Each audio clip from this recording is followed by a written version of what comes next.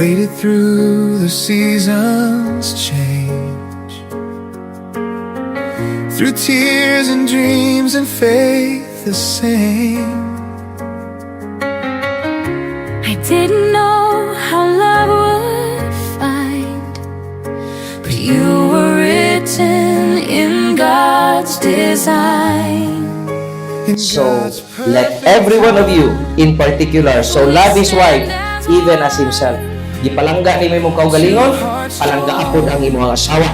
Kunya sa mga asawa, the conclusion for the wives, mga asawa, and the wife see that she reverence her husband. Ang reverence diya, lalong nga pagrespeto.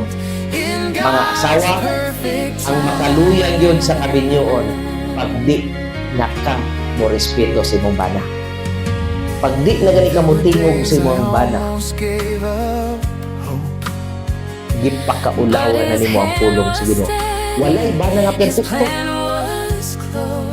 Mga asawa, walay bana nga perfecto. Makasala po ang bana. Mga bana na po na yung mga kakulangon ng mga bana. Pero ingon sa Bible, ang conclusion, and the wife see that she reverence, deep respect, reverence her husband. Lalong nga pagrespeto sa iyang bana.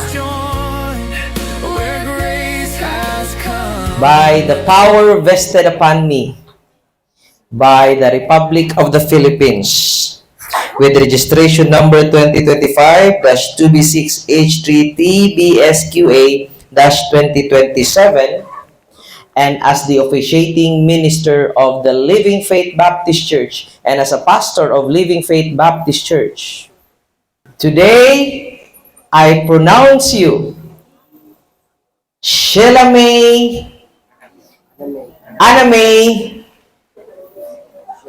Segafo Labong, and Sherwin Labong and Anna May Segafo Labong. Today, you are now husband and wife. Karon ang ginahulat sa tanan. You may now kiss the bride! Kiss! In God's perfect time. Hi, Ann! Laro tayo mamaya. Sige, Win. Excited na ako. Salamat kasi mabait kang kaibigan. Mabuti kang kaibigan talaga. Magkaibigan tayo. Oo naman. Sherwin Labong and Anna May Segafo Labong as husband and wife! Ato ba dito sa tanan?